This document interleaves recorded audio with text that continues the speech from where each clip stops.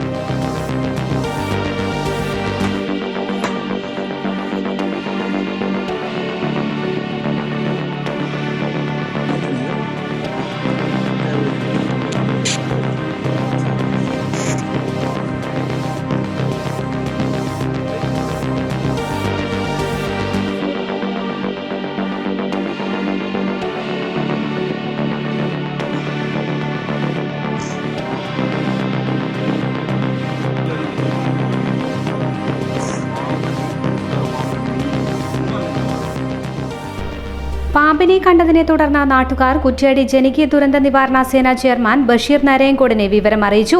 ബഷീർ എത്തി പരിശോധിച്ചപ്പോഴാണ് ഒരു രാജവെമ്പാലയും ഒരു ചേരപാമ്പുമാണെന്ന് മനസ്സിലായത്. തുടർന്ന് രാജവെമ്പാലയെ പിടികൂടി. പാമ്പിനെ കുറ്റ്യാടി ഫോറസ്റ്റ് അധികൃതർക്ക് കൈമാറി.